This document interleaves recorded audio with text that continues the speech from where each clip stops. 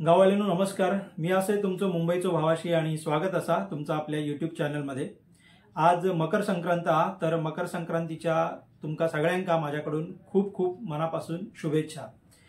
तर आपले जे भात शेतीचे व्हिडिओ असत किंवा गावाकडचे जे व्हिडिओ असत त्या लहान व्हिडिओ मधून आपण नेहमीच भेटत असतो आणि आजचो विषय असो असा की 2025 ह्या वर्ष सुरू झालेला।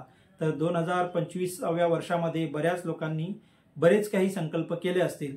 तसाच एक छोटासा संकल्प मी सुद्धा करणार आहे। तो काय आहे तो व्हिडिओमध्ये आपण पुढे पाहूया। पण मुंबईत राहून गावाकडची भातशेती करण्याची गरज मला का वाटली याबद्दल थोडंसं आपण बोलूया। 2 वर्षापूर्वी मी गावाकडची भातशेती करायला सुरुवात केली आणि त्यावेळेस गावी जो आपला भाऊ आहे बाळा भाऊ त्याचा मला कॉल आला होता की या वर्षीपासून आपण शेती करणं बंद करतो आहोत। तर का बंद करतो आहोत? कारण गावी मॅन पॉवर मिळत नाही, शेतीच्या कामासाठी माणसं मिळत नाही। पूर्वी काय असायचं, एकत्र कुटुंब असल्यामुळे घरात भरपूर मंडळी असायची आणि सगळी मिळून भातशेती करायची।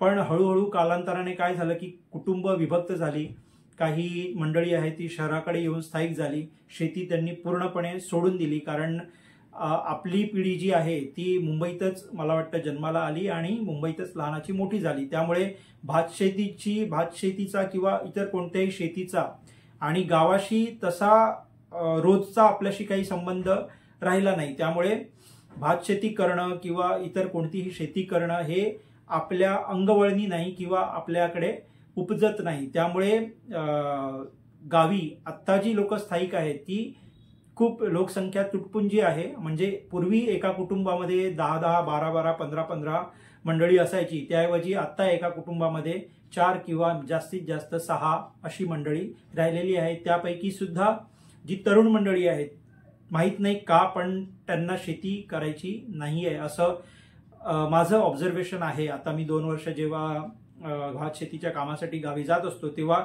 खूप जास्त उत्सुक मला पाहायला मिळाली नाही। ही जी गावी राहणारी तरुण मंडळी आहे त्यांना कुठेतरी मोलमजुरीची कामं करणं किंवा मुंबईला जाऊन नोकरी करणं हेच याच्यामध्ये त्यांना खूप जास्त स्वारस्य वाटतं आहे, हे माझं ऑब्झर्वेशन आहे। आता इथे एक असा प्रश्न येतो की गावी नोकऱ्या नाही आहेत किंवा पोटा पाण्यासाठी उपजीविका चालवण्यासाठी काही साधन नाहीये, त्यामुळे ही मंडळी कदाचित मुंबईकडे शिफ्ट होऊन किंवा मोलमजुरीच्या कामावर जाऊन शेती न करणं हे त्यांनी स्वीकारलं असेल। पण तुम्ही आपल्या मागच्या 1-2-3 व्हिडिओमधून पाहिलेलं असेल की आत्ता गावी जी आहे म्हणजे गाव पण आता जवळजवळ संपुष्टात आलेलं आहे। कारण बऱ्यापैकी गावी शहरीकरण झालेलं आहे, लोकवस्ती वाढलेली आहे, इतर प्रांतातली लोक येऊन आपल्या कोकणामध्ये स्थायिक झालेली आहेत। त्यामुळे गावी सुद्धा चांगलं मार्केट आहे आणि चांगलं मार्केट असल्यामुळे गावी आपण कोणत्याही प्रकारचा व्यवसाय करून आपली उपजीविका चालवू शकतो। गावी जरी नोकऱ्या नसल्या तरी जे छोटे छोटे व्यवसाय आहेत ते करून आपण गावी आपली उपजीविका चालवू शकतो। तर हे पूर्णपणे मी म्हणेन की चुकीचं आहे की गावी उपजीविकेचं साधन नाहीये किंवा पैसा मिळवू शकत नाही, यामुळे आम्ही मुंबईला जाऊन नोकऱ्या करतो किंवा शेती करत नाही। तर हे कारण अगदी चुकीचं आहे। जर तुमची इच्छा असेल आणि तुमच्यामध्ये ती मानसिकता असेल नोकरी सोडून व्यवसायाकडे वळण्याची, तर आजच्या तारखेला तुम्ही गावी कोणताही एक छोटासा व्यवसाय करून तुमची उपजीविका चालवू शकताय। कारण मुंबईमध्ये असं नाहीये की तुम्ही आलात आणि तुम्हाला थेट महिन्याला 50,000 रुपयाची पगाराची नोकरी मिळाली, असं नाहीये। कारण मुंबईमध्ये समजा तुम्ही 5-7 वर्षापूर्वी जरी आला असाल, 10 वर्षापूर्वी जरी आला असेल तरी आज तुम्हाला 15 किंवा 25,000 रुपयेच पगार असणार आहे। जास्तीत जास्त तुम्हाला यामध्ये 35,000 किंवा 40,000 रुपये पगार असणार आहे। ते सुद्धा तुम्ही जर 10 वर्षापासून आजपर्यंत नोकरी करत असाल तर। तुम्ही जर आज मुंबईत 2025 मध्ये विचार कराल की मुंबईत येऊन मला 50,000ची नोकरी मिळेल, तर आजपासून 10 वर्षापूर्वी ज्यांनी सुरुवात केलेली आहे अशी तुमच्या ओळखीची जी मंडळी असतील त्यांच्याकडे चौकशी करून तुम्ही त्यांचं मार्गदर्शन घेऊ शकता की त्यांना आजच्या घडीला किती पगार आहे किंवा किती सॅलरी आहे। तर हा एक विषय झाला की गावाकडे रोजगाराची साधनं नाहीयेत किंवा उपजीविकेचं साधन नाहीये म्हणून आम्ही गाव सोडून शहराकडे आलेलो आहोत पैसा मिळवण्यासाठी किंवा उपजीविका सुरू करण्यासाठी, पैसा मिळवायसाठी तुम्ही जर गाव सोडत असाल तर एखाद्या वेळेस मी असं म्हणेन की ते मान्य करता येईल. म्हणजे पैसा मिळवणं हे जर तुमचं ध्येय असेल तर गावी राहून तुम्ही कोट्याधीश नाही होऊ शकत. आजच्या घडीला हे सत्य आहे. पण तुम्हाला जर असं असेल की आम्हाला फक्त उपजीविका चालवायची आहे आणि आमच्या ज्या बेसिक गरजा आहेत, म्हणजे मुलांचं शिक्षण असेल किंवा किराणाचं सामान असेल किंवा आणखी ज्या छोट्या छोट्या गोष्टी जगण्यासाठी गरजेच्या असतात त्या मिळवण्यासाठी आम्ही गाव सोडून मुंबईसारख्या मोठ्या शहरामध्ये शिफ्ट झालेलो आहे, तर हे मान्य करण्यासारखं नाहीये. कारण गावी राहून सुद्धा तुम्ही उपजीविका चालवू शकता, तुमच्या मुलांचं शिक्षण करू शकता आणि तुम्हाला ज्या बेसिक गरजा आहेत त्यांची पूर्तता तुम्ही गावी राहून सुद्धा करू शकता, व्यवसाय करून, नोकरी करून नाही. कारण आज जर तुम्ही आपल्या कोकणातल्या शहरांच्या तालुक्यांच्या ठिकाणी गेलात, कणकवली, कुडाळ, वेंगुर्ला किंवा मागे मी एका गावी गेलो होतो,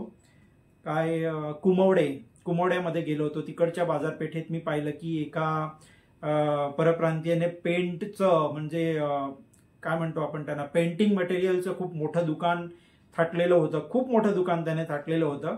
तर कुमवडे कुठे आणि ते राजस्थान किंवा मारवाड कुठे, तेवढ्या लांबून येऊन जर तो आपल्या शहरामध्ये किंवा आपल्या गावामध्ये व्यवसाय करू शकतो तर आपण आपल्याच गावात राहून व्यवसाय का नाही करू शकत, हा प्रश्न आपण स्वतःला विचारून लवकरात लवकर व्यवसायामध्ये उतरायला हवं. हा एक विषय झाला.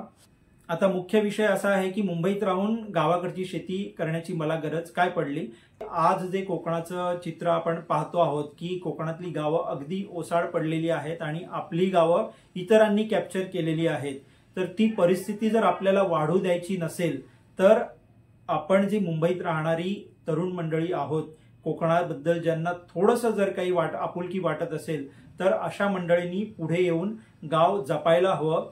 आणि ते कसं जपलं जाणार आहे, समजा आज आमची जी शेती आहे ती बंद पडण्याच्या मार्गावर होती, पण माझा जो भाऊ आहे, मोठा भाऊ, त्याला मी सपोर्ट केला किंवा हात दिला की ठीक आहे, मला जेवढं शक्य होईल तेवढं मी तुझ्याबरोबर काम करण्यासाठी येतो. तर असं एकमेकाला जर सहाय्य करून आपण भातशेती चालू ठेवली तर आज आपण शहरांकडून कोकणाकडे किंवा कोकणासारख्या प्रांताकडे आपण जी धाव घेतो विकेंडला, कशासाठी, निसर्ग पाहण्यासाठी, तर तो निसर्ग स्वतः मेहनत करून तो जपता येईल. दुसऱ्याकडे बोट दाखवून किंवा दुसऱ्याला सांगून तो जपता येणार नाहीये. जर आपण स्वतः त्यामध्ये सहभागी झालो तर तो निसर्ग आपल्याला जपता येणार आहे. अदरवाईज आता जी मंडळी शहराकडे, उच्च शिक्षित मंडळी आहेत ज्यांनी गाव सोडूनच दिलेलं आहे, ते फक्त देवाला नारळ देण्यासाठी गावी जातात, त्या मंडळीनंतर त्यांची जी बारी म्हणतो आपण, तुमच्याकडे काय म्हणतात मला कमेंटमध्ये खाली सांगा.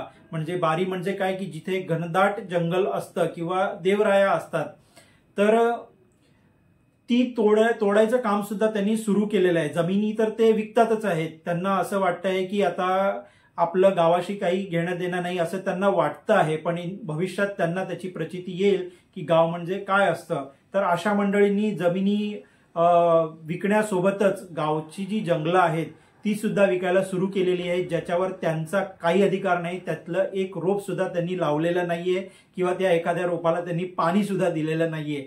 तर अशा जंगलांवर ज्याच्यावर त्यांचा काही अधिकार नाहीये,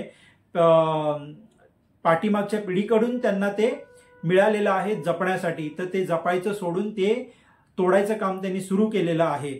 तर अशी सुद्धा गावी काही मंडळी आहेत. तर अशा मंडळींच्या ओळीमध्ये किंवा पंक्तीमध्ये आपण बसायला नको. ज्यांना कोकणाबद्दल किंवा निसर्गाबद्दल थोडंसं जरी प्रेम आहे किंवा स्वतःच्या गावाबद्दल थोडंसं जरी प्रेम आहे, अशा मंडळींनी एकत्रित येऊन भात शेती करायला हवी. आणि भात शेती जेव्हा आपण करायला जाऊ त्याच वेळेस हा निसर्ग जपला जाईल. आता जसं म्हटलं, जी बंद पडणारी भात शेती आहे, माझ्या भावाला थोडासा सपोर्ट केल्यामुळे आज 2 वर्षापासून आम्ही ती करतो आहोत आणि ती आम्ही पुढे शक्य आहे तोपर्यंत करत राहणारच आहोत. आणि आमची जी लहान मुलं आहेत त्यांना सुद्धा आम्ही त्याची आवड लावणार आहोत. तर विषय माझा असा होता की 2025 मध्ये माझा संकल्प काय आहे.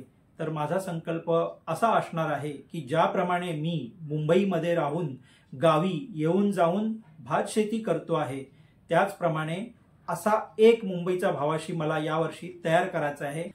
एक म्हणतोय मी, 10 म्हणत नाहीये. तर 2025 मध्ये माझा संकल्प असा असणार आहे की ज्याप्रमाणे मी मुंबईत राहून गावची भातशेती येऊन जाऊन करतो आहे, त्याचप्रमाणे एक तरी का असेना दुसरा अजून एक मुंबईचा भावाशी मला असा तयार करायचा आहे.